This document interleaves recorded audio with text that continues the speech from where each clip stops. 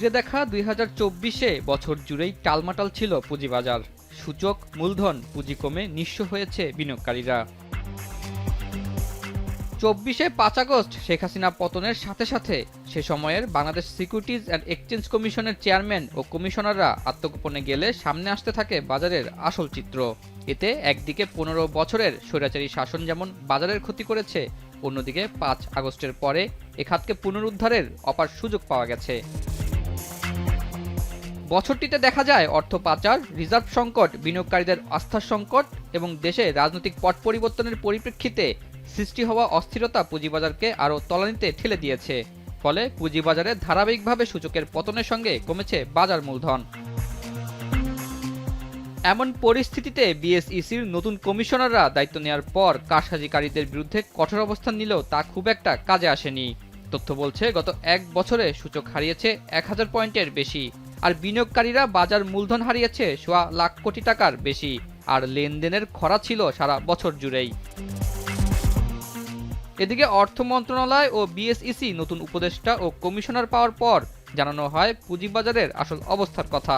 জানানো হয় আওয়ামী লীগ সরকারের গত ১৫ বছরে পুঁজিবাজারে অবাধ লুটপাট হয়েছে। এ সময় অসংখ্য দুর্বল ও অস্তিত্বহীন কোম্পানি বাজারে তালিকাভুক্ত হয়।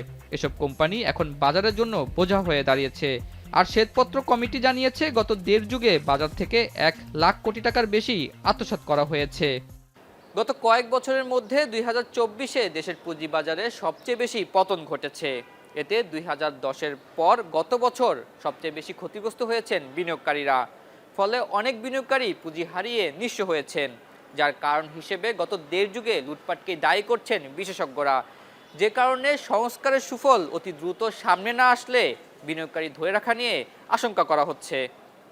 সেই সাথে গত ১৫ বছরে যে অস্তিত্বহীন মন্দ কাগজে কোম্পানি বাজারে আনা হয়েছে, এতে গত বছরেও প্রায় ১ লাখ বিনিয়োগকারী বাজার ছেড়েছে।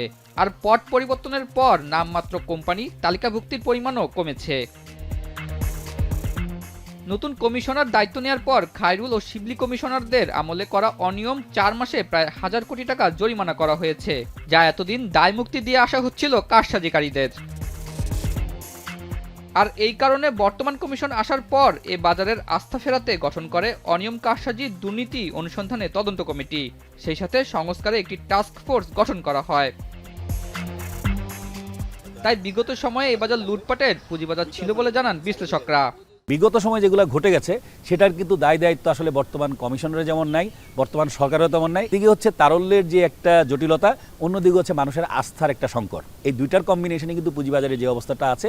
তবে আমি যদি সম্ভাবনার কথা বলি তাহলে অবশ্যই ২০২৫ সালের মিড রেঞ্জে যেই কাজগুলো হাতে নেওয়া হয়েছে তার কিছু কিছু সুফল অর্থনীতিতে দেখা দিবে। তবে সঠিকভাবে সংস্কার হলে আগামী বছরেই বাজার ঘুরে দাঁড়ানোর আশা প্রকাশ করলেন এই বিশেষজ্ঞ। ইনভেস্টমেন্ট স্লো ডাউন হয়েছে, এগুলো আমাদের সত্য কথা আমরা স্বীকার করে নিতে হবে। কিন্তু নিউ ইয়ার যেটা সামনে আমরা দেখতেছি 2025, সেখানে আমি আশা করতেছি যে সুদের হারটা নমনীয় হবে, শেয়ার বাজারের দিকে আবার ফান্ড ইনফ্লো করবে, ফেরত আসবে। বিশেষজ্ঞরা বলছেন জুলাই বিপ্লবের মাধ্যমে পুঁজিবাজারকে ঘুরে দাঁড়ানোর যে সুযোগ পাওয়া গেছে তা কাজে লাগাতে না পারলে এ বাজার তলানিতে থেকে যাওয়ার আশঙ্কা রয়েছে। আতাউর নিয়ন, এখন, ঢাকা।